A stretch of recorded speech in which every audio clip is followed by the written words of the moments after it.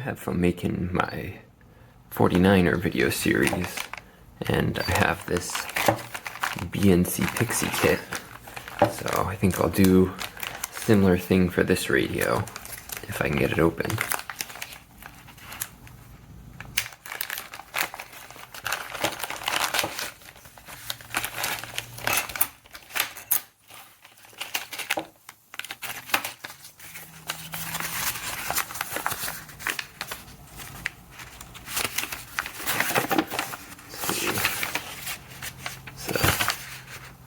Bill of materials,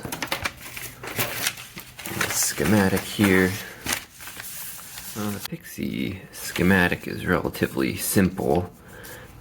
Up here, this is power, diode there for reverse polarity protection to bypass caps, filter everything. This stuff down here is the audio amplifier. It's a pretty standard LM386 circuit. The Q1 is the local oscillator. It'll run at whatever the crystal frequency is. 7023 is pretty standard for these Chinese kits in the 40-meter band. This D2 provides a little transmit receive offset. And then Q2 here acts as a power amplifier on transmit and as the mixer on receive. And then just the output low pass filter to the antenna. So pretty simple. I'll start installing these, some sort of power jack, those components, then I'll build the audio amplifier, then the oscillator, and then the Q2 PA mixer.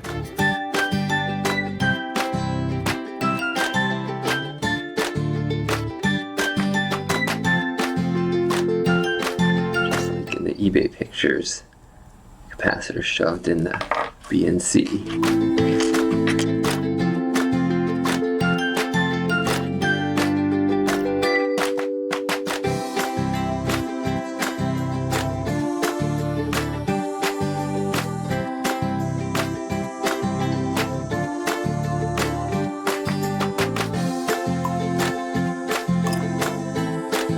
There.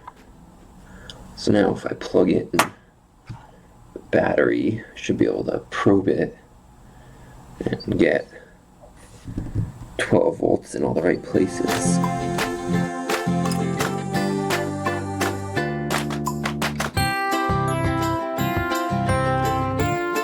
Q1. Oh, Q2 we shouldn't, but L1 we should. CP4 we should get. Nope, R3. One of these sides. So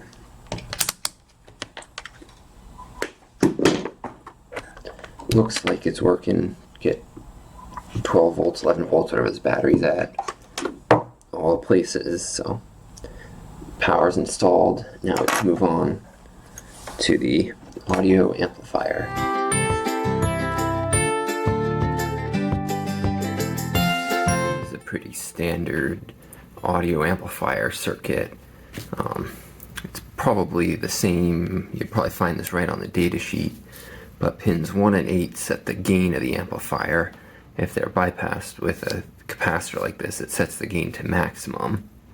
The output here, there's a RC low pass filter, which should cut out some hiss and any RF products that manage to get through. This is just a DC block before going to the headphones.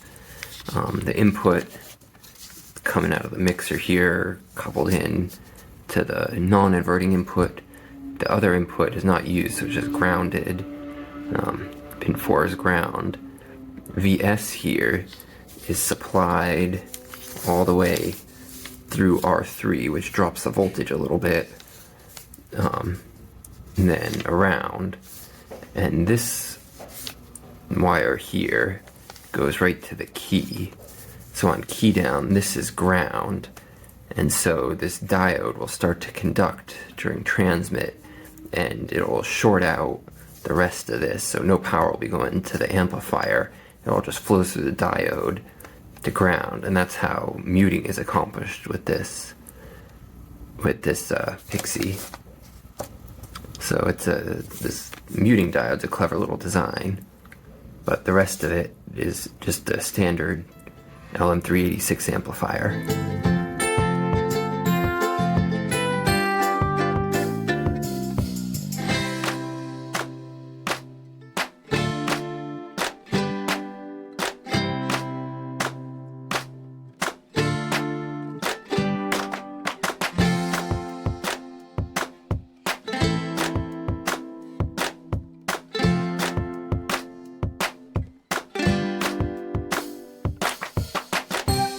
This should be the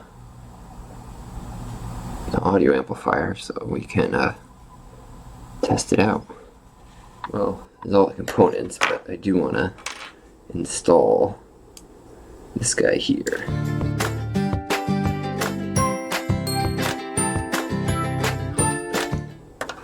We did it this time. Now we can test it.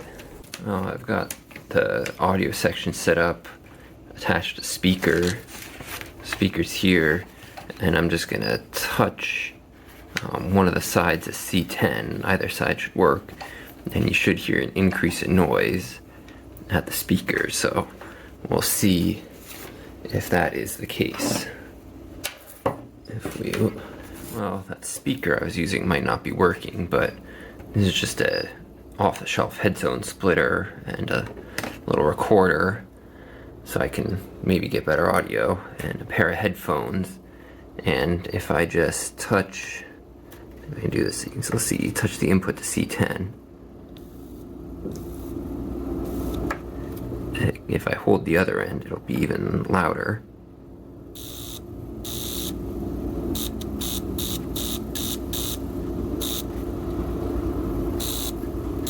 Either side works. So that is the working audio amplifier. The quick and easy way to test it. This is the output with no noise. And then if I just touch the input to C10, we get noise. And it works if I touch either side.